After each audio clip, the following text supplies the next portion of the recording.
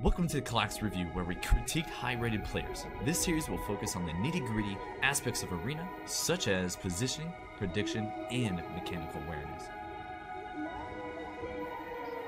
Today's map is Tiger's Peak featuring CDEW at 2800 MMR. Matchup is Mistweaver, Elemental Shaman, Affliction Warlock versus Resto Druid, Elemental Shaman, and Arms Warrior. As the Resto Druid here, play defensively, hug the pillar, spell dots early, and remain cognizant of the enemy healer.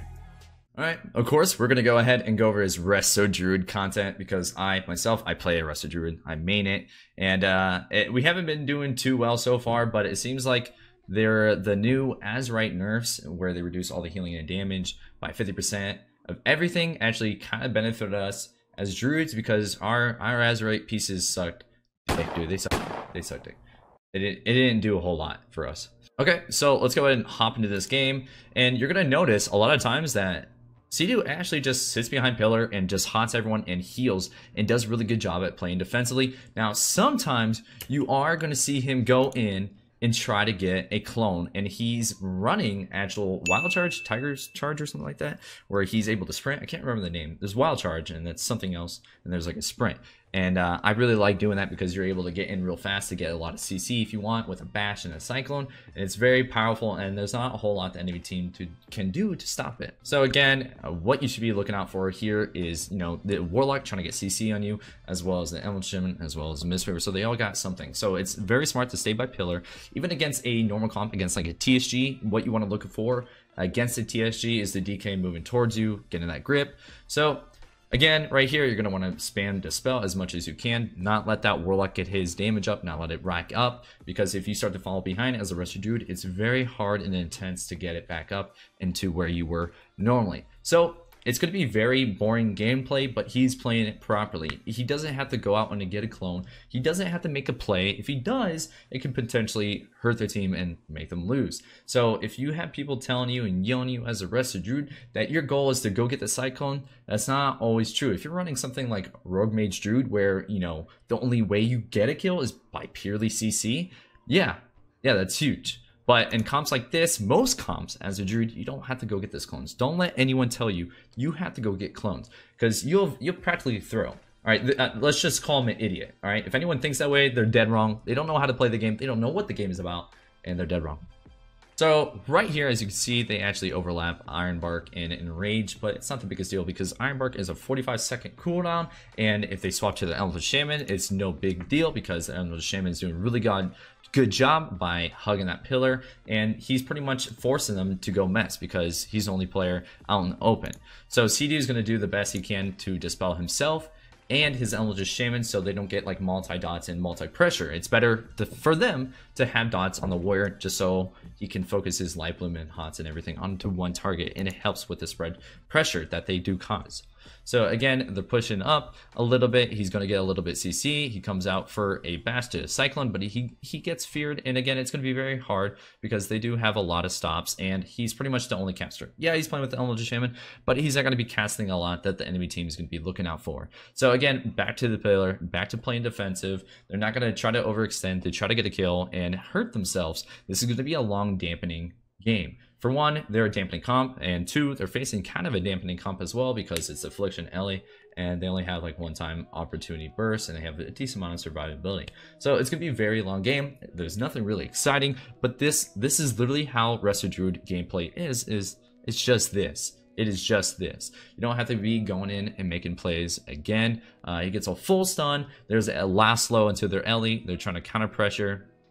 You know, the enemy team is doing a really good job. Their Elemental Shaman comes behind pillar to get topped off, like really smart. A lot of times the teammates would just stay out there and it would be really hard for the Resto Druid to recover. But it seems like their Elemental Shaman is doing a good job at getting kicks out of the way and saps and stuns.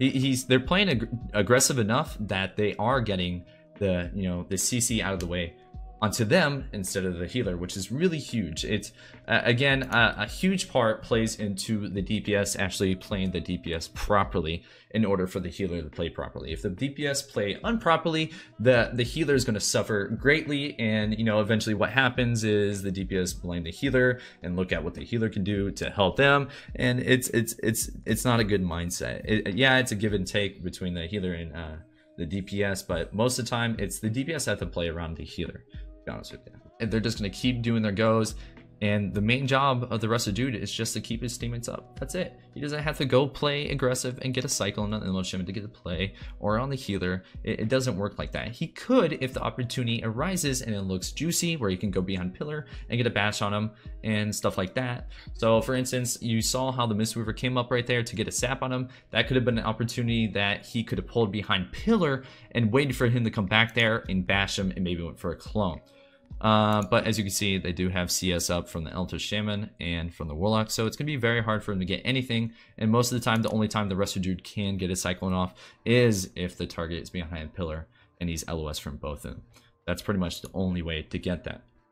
So again, if you notice, CDEW staying by pillar all the time. Why? Because he doesn't want to be in the open and get feared and get hexed and get dotted up as much as possible. Right here, his DPS is kind of making it kind of difficult for him because they go this way, they go that way. The reason is because the enemy team sees that. They're trying to force the Druid out so they can get some dots on him, and that's a very good job by the enemy team, and I think they're responding to them doing that very well. And as you can see, the Eldritch Shaman wants to cause pressure to the Resto Druid. Honestly, the best kill target for the enemy team, in fact, is the Resto Druid. He's the most squishy, easiest target to kill on this team. So they're going to be trying to apply pressure on him as much as possible. So that is another reason why you want to stay by pillar, just for the instance you don't want to be swapped to. You don't want to be pressured. So they're doing an amazing job at keeping each other up. They're playing really defensive, and eventually they'll win the long game. They don't have to do anything spectacular. Play to the strats, and they'll eventually win. So he actually LOS that fear, which was really good. He went ban pillar. Again, CDEW is trying his best to dispel as much as he can. Every time it's off global cooldown, just hit that dispel. You don't have to wait for like one of your DPS or one of your healers to get in a fear or anything like that. One, your warrior can frenzy regeneration, shaman can tremor. And, you know, since they do have dots, if he does fear, there's a good chance that the dots are going to take him out. So it's just best to just spam dispel, spam it, spam it, spam it, just so you're not falling behind on pressure. Again, Resto Druid heals aren't the best right now currently. We actually are the worst healer out of every healer, and it hurts to play Resto Druid as a main. If you guys don't know, I actually swapped to the Mistweaver. Hell yeah, I'm looking forward to that. So this is them going kind of aggressive. As you see, they're going on their healer. That is the best target. They do a really good setup, and CDEW goes in for a vortex. And again, he didn't have much contribution, and that is honestly he did really good. That's all he had to do. He had to left it up to his teammates.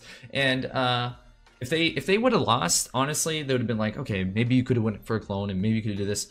And I honestly, I think a lot of times it's up to the DPS to get that, and the Druid just play it defensive as possible, not eat as much CC.